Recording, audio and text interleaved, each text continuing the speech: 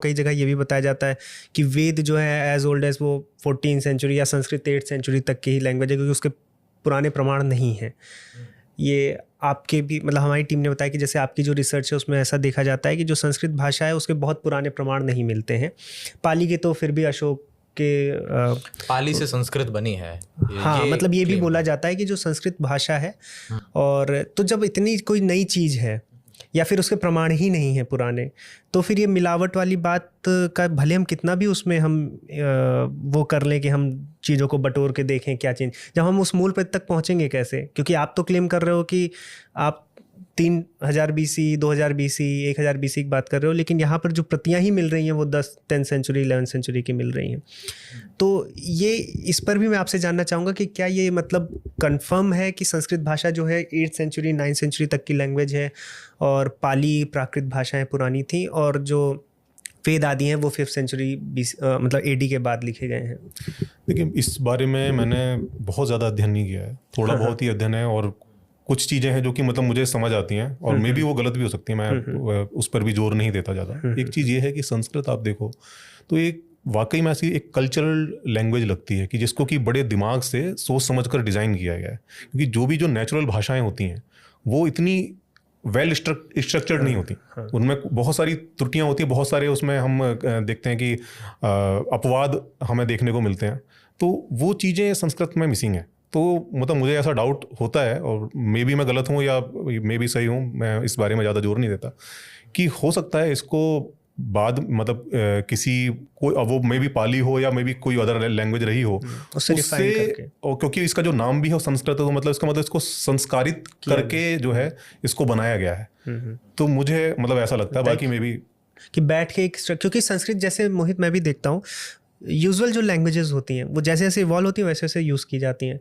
संस्कृत का पूरा सिस्टम पहले से ही बना हुआ है, उसमें से कुछ चंक हम यूज़ करते हैं, जैसे विभक्तियाँ हैं, शब्द हैं, वचन हैं, हम सारे नहीं यूज़ करते हैं, हम कुछ 2-4 यूज़ करते हैं, बाकी तो स्ट्रक्चर्ड बना हुआ है। तो एक हाईली स्ट्रक्चर्ड जो लैंग्वेज है, तो क्या ये पाली प्राकृत जैसी भाषाओं से डेवलप हुई हैं? नहीं, ये बिल्कुल गलत बात है। यदि मुझे आप पहले कहते तो मैं प्रिंट आउट करवा के लाता, मेरे पास पूरा प्रेजेंटेशन तैयार है इस विषय पर तो पहले से ही। अच्छा। अर्पित जी ने पहले ही कहा कि इस विषय पर उनका बहुत खास अध्ययन नहीं है, तो यहाँ अर्पित जी की बात को मैं काउंटर नहीं कर रहा हूँ, क्योंकि वो खुद ही कह दिए कि इस पर उनका बहुत ज़्यादा जोर नहीं है।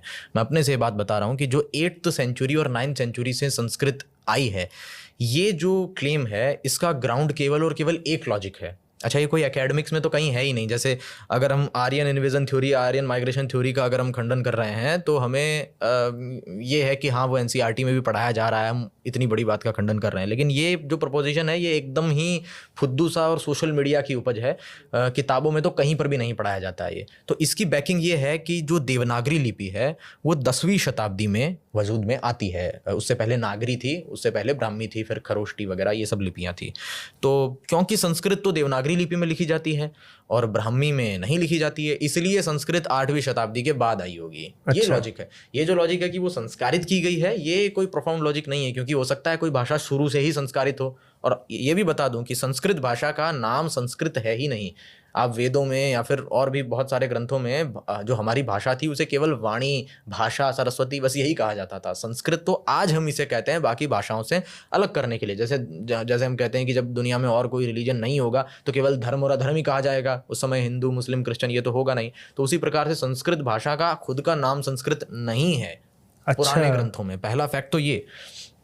दूसरा ये कि ब्राह्मी लिपि में संस्कृत नहीं लिखी जाती है, तो पाली भी आज ब्राह्मी में कोई नहीं लिखेगा, देवनागरी में ही लिखेगा। आज देवनागरी है तो हम देवनागरी में संस्कृत लिखते हैं। बात यह है कि क्या ब्राह्मी में संस्कृत को लिखा जा सकता है? तो इसका उत्तर है बिल्कुल लिखा जा सकता है, और हमें इंस्क्रिप्शन भी मिलते हैं।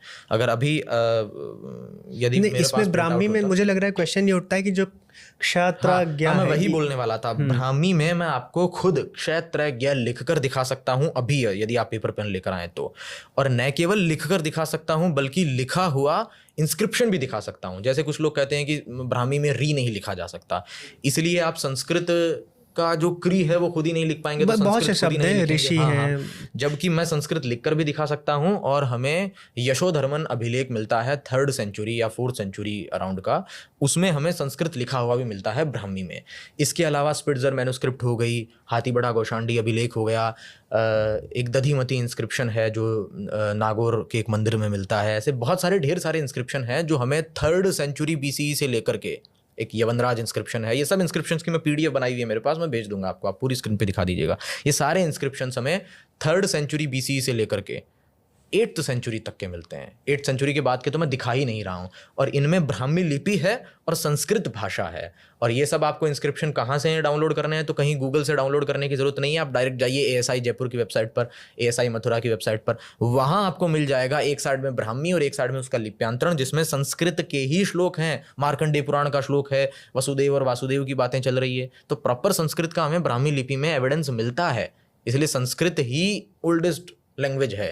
ये सारी यूनिवर्सिटीज़ में यही पढ़ाया जाता है। संस्कृत से अपभ्रंश होकर के प्राकृत भाषाएं बनी, प्राकृत भाषाओं में पाली, अवहट, मगधी, शौरसेनी ये सब बनी, फिर उससे प्रारंभिक हिंदी बनी, फिर उससे आधुनिक हिंदी बनी। यही क्रम पढ़ाया जाता है संस्कृत से लेकर हिंदी तक का। बीच में पाली प्राकृत भाषाएं आती है, न कि ऐसा कहीं नहीं पढ़ाया जाता कि पाली से फिर संस्कृत बनी, फिर संस्कृत से अचानक से हिंदी बन गई। तो इस बात का कोई सेंस नहीं है। तो इसके हमारे पास एविडेंसेस हैं। इसमें पाली और संस्कृत की बात करें, संस्कृत के साथ एक क्लेम और करते हैं कि अर्पित जी आपने भी इस पर बात की है कि जो संस्कृत के जो हाईली स्ट्रक्चर की बात करते हैं, तो उससे ये बताते हैं कि नासा ने ये दावा किया, या उनका एक रिसर्च पेपर है कि संस्कृत एक कंप्यूटर फ्रेंडली लैंग्वेज बन सकती है।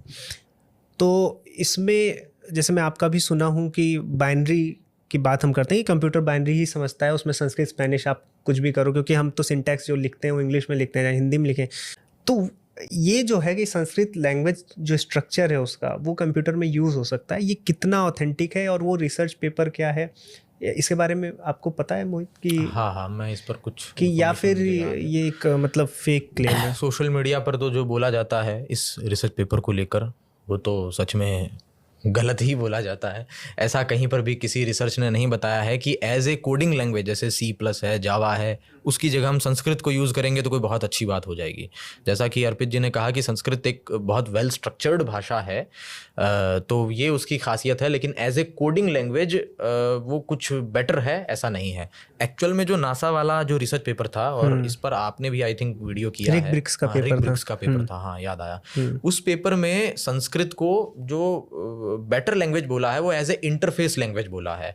मतलब AI या ML को, मशीन लर्निंग को हम जो टीच करने के लिए या उसमें एक पर्टिकुलर हमारे फॉर्मूलाज इंसर्ट करने के लिए जो ह्यूमन इंटरफेस देगा उसे, वो यदि इंग्लिश, फ्रेंच, हिंदी की बजाय संस्कृत हो तो मशीन लर्निंग या कंप्यूटर की जो लर्निंग है, स्पेशली आर्टिफिशियल इंटेलिजेंस की, वो अच्छे से होगी। This is not about programming language, वो तो बाइनरी में ही काम करेगी। और 0-1 भी कोई लैंग्वेज नहीं है, वो 0 का मतलब ऑफ है, 1 का मतलब ऑन है। तो वो एक हार्डवेयर की स्थिति है ऑन ऑफ की, और उसके आधार पर वो पूरी प्रक्रिया कार्य करती है। उसमें संस्कृत का कोई रोल नहीं है, इवन संस्कृत का नहीं, उसमें भाषा का ही कोई रोल नहीं है, वो केवल बंद चालू है, बस इतना ही है उसमें। तो ये इंटरफेस लैंग्वेज के तौर पर संस्कृत को बेटर बताया गया है। और मतलब ये फैक्ट है। अगर हम संस्कृत में इंस्ट्रक्शंस फीड करते हैं तो उसमें लेस एम्बिग्विटी होगी रादर देन कि अगर अच्छा, उसका रीज़न क्या है ये भी मैं बता देता हूँ कि जब हम अगर किसी भी एक सेंटेंस को इंग्लिश में लेते हैं, मान लीजिए कि आई विल गो, अब आई विल गो का अगर मैंने ऑर्डर चेंज कर दिया, विल आई गो, तो इसका अर्थ बदल जाएगा। गो को मैंने पहले लगा दिया तो अर्थ बदल जाएगा। मैंने विशाल जी से बात की, यहाँ यदि मैंने की जगह विशाल जी को ला दिया जाए तो विशाल जी से मैंने बात की या विशाल जी ने मुझसे बात की, ये करते ही अर्थ चेंज हो जाएगा। मोहित रोहित के लिए भोजन लाया, वहाँ यदि आपने मोहित को हटाकर रोहित कर दिया तो रोहित मोहित के लिए भोजन लाया, कहानी उल्टी हो जाएगी। लेकिन संस्कृत में ये नहीं होता है। संस्कृत में विभक्तियां लगती है तो जो कारक हैं, जो उसके जो सिंटैक्स हैं वो उसके साथ चिपके हुए हैं। तो अगर आपने राम खाना खाता है या राम शाम के लिए खाना लाया, इस सेंटेंस को आपने संस्कृत में लिखा और उसके ऑर्डर्स को पूरी तरीके से चेंज कर दिया तो भी उसका अर्थ वही रहेगा। इवन वेद मंत्रों का भी जब सस्वर पाठ सिखाया जाता है तो उसमें घन पाठ, रथ पाठ, जटा पाठ, अलग अलग विधियां होती है। तो उसमें जो घन पाठ होता है उसमें एक वेद मंत्र को शुरू से लेकर अंत तक और अंत से लेकर शुरू तक और बीच बीच में से शब्द उठा करके उल्टे सीधे तरीके से पाठ भी करना सिखाया जाता है, ताकि कहीं से भी कोई चीज़ छूट न जाए और उसमें अर्थ नहीं बदलता है। तो चाहे वेद मंत्र हो, चाहे कोई श्लोक हो, चाहे आप उद्यमेन ही सिद्धंती बोलें या सिद्धंती ही उद्यमेन बोलें, उसका अर्थ एक ही रहेगा। क्योंकि जब आपने बोला राम ने शाम के लिए खाना लाया, तो शाम के लिए ये पूरा एक वर्ड संप्रदान विभक्ति लगेगी, वो विभक्ति उस शब्द के साथ में है, अब वो साथ में चिपक गई, अब आप उसे आगे पीछे करें उससे कोई फर्क नहीं पड़ेगा। तो जैसे संस्कृत की ये खूबी है, ये उस पेपर में, ऋग्वेद वाले पेपर में बताई गई है। ऐसी ही खूब सारी संस्कृत भाषा की खूबियां हैं, जिससे ऐसा होता है कि यदि आपको एक बहुत मोटा और एक बहुत ही तगड़ा लॉजिक सिस्टम कंप्यूटर को समझाना है, तो उसके लिए इंग्लिश भाषा या हिंदी भाषा बोनी पड़ जाएगी। आप 4-5 लाइंस में नहीं समझा सकते, आपको पूरे पूरे पन्नों का समाहार उसमें जोड़ना होगा। वहीं संस्कृत की जो सूत्रात्मक शैली है वो इतनी कंसाइज है कि आप 7-8 महज लाइन में ही बहुत लंबी गागर में सागर भरने वाली बात कह देंगे।